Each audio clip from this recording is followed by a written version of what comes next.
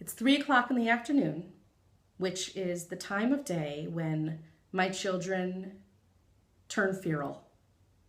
I am up to my elbows in boogers and poop when I get a call, and it's from a Texas real estate millionaire named Junior. Now, I want you to imagine what Junior might be imagining about me. He might think that I am sitting behind my glass desk in my beautiful, airy studio, loft office. Maybe he's imagining me in a gorgeous, expensive Chanel suit. I mean, my LinkedIn profile makes me look the creative, professional type, kind of funky. In reality, I am sitting in stained yoga pants and a faded t-shirt from my 1990s grunge phase. I believe it was a Pearl Jam Alive t-shirt.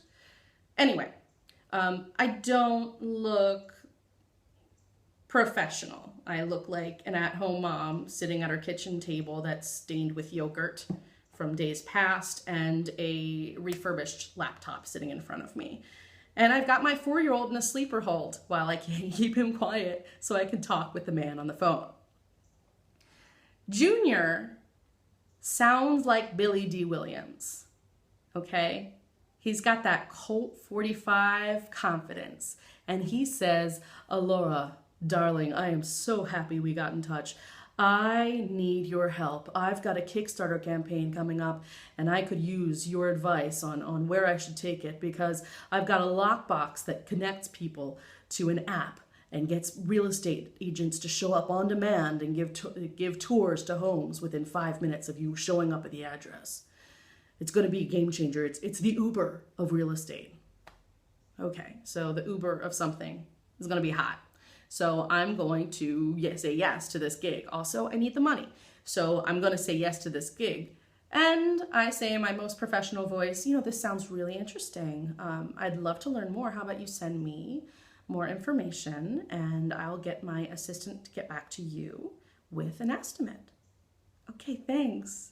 I'm so glad we got in touch. Yeah, you too. All right, bye-bye, Junior. And then I release my 4-year-old from the sleeper hold. Now, I do have an assistant. I wasn't lying about that, but that whole professional veneer, it wasn't so real. But, I made it happen. I got the gig. Now, the question was, could I actually tell a millionaire how to make more money? Well, he sends me all of his stuff, and it is beautifully produced marketing material. And he sent me a video that looks like it costs lots of money to make, and with professional voiceover artists, and it is gorgeous. If it were a Viagra commercial, which it is not. It is a Kickstarter campaign video, which the point of it is to get people excited about helping you make something happen. This was like trying to get people to, enhance their lives, improve their erectile dysfunction. No, not really. But still, the point is, there wasn't anything real in it. And so I get back to Junior and I say, "Junior, this is all beautiful stuff, but where are you in it?" And he's like, "Oh, I'm right here, baby." And he sends me a 10-second blurb in which he says, "If you want to make this happen, please consider contributing to my Kickstarter campaign." That tells us nothing. And so I say, "Junior, to be perfectly honest, nobody's going to care about this unless they know why you care about it. Right now, all they're going to think is if they help this, they're just going to help a rich guy get richer." There's a silence. I bite my lip. I can't believe I just said that.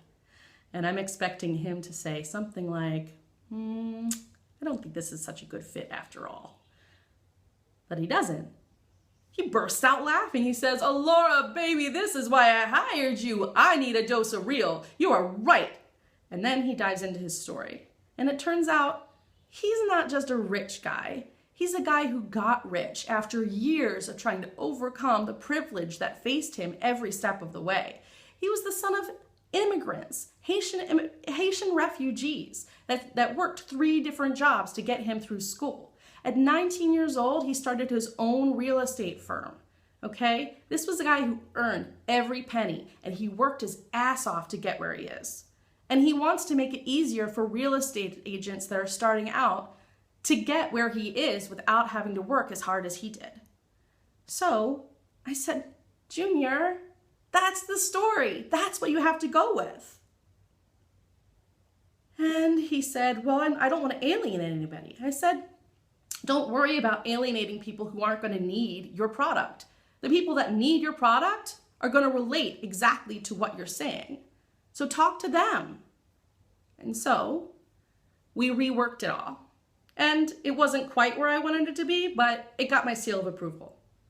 And he hit his $100,000 Kickstarter goal. And at the end, he thanked me and he said, you're right. It wasn't the polished material in the end that sold it. It was the story that sold it. So thank you. I learned something from you. Excuse me.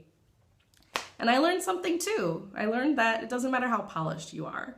It doesn't matter whether you're in an expensive suit or yoga pants that are stained from boogers and poop.